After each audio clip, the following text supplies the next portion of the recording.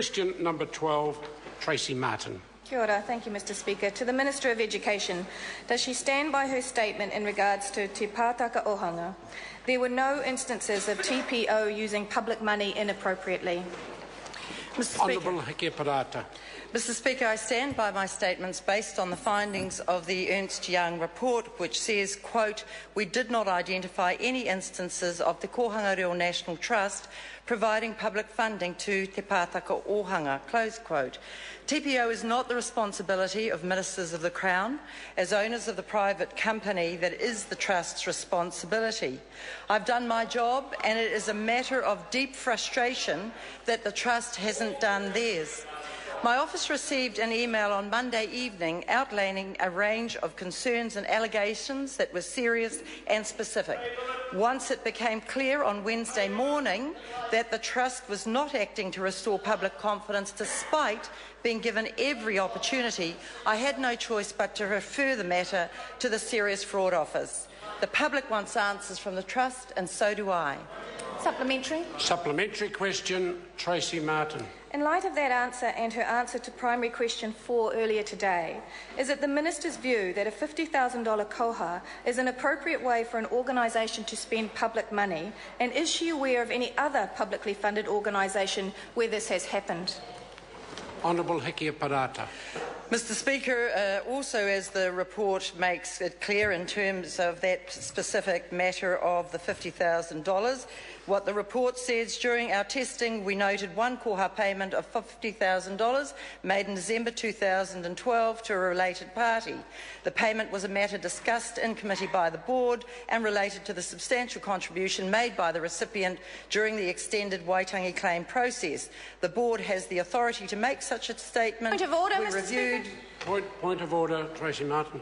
Thank you, Mr Speaker. The question was, is it the Minister's view that a $50,000 koha is an appropriate way? I heard the question, and the Minister has very, in detail, made reference to the $50,000 koha. The answer has addressing the question that was asked. Supplementary question? No, point of order, Mr Speaker. Just to clarify, sir, when the question asks, is it the Minister's view, and the Minister states the view of Ernst Young, is the Minister's view now the property of Ernst Young? Order. That is now directly questioning a ruling I've given as to whether the question was answered. What the member now needs to do is listen to the answer, allow the Minister to complete it, and then ask further incisive questions to get what she wants from the Minister. Supplementary question, Tracey Martin. Supplementary question to the Minister.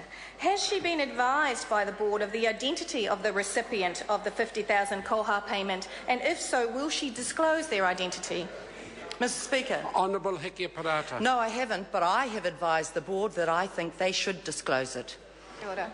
Supplementary question, Tracey Martin. Kia ora. Does she agree that it could be perceived that her department and her ministerial responsibility has failed in the effective monitoring of the bulk funding of $92 million of taxpayers' money that has been allocated to the Kohanga Reo Trust National Board, which she is responsible for, and if not, why not? Mr. Speaker, no, because these allegations were brought to my attention on the 15th of October 2013. On the 16th of October, I commissioned an independent review with very publicly available terms of reference of an internationally reputable independent firm, Ernst Young, to carry out this review. The report, as soon as I had it available and was able to meet with the board, within an hour and a half, I made it publicly available.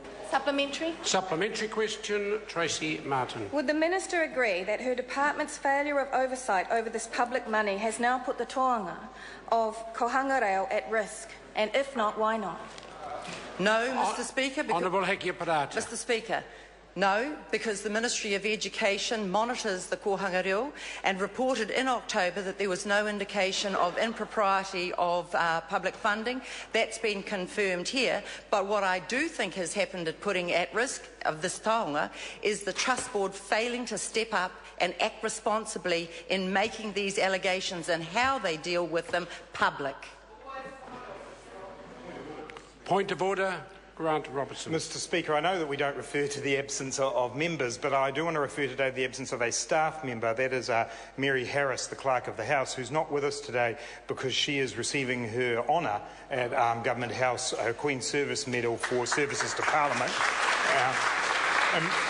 Mr Speaker, I think it's appropriate to record on the records of Parliament our appreciation for Mary's terrific contribution to Parliament over many years and congratulate her heartily on this honour. Noted by acclamation.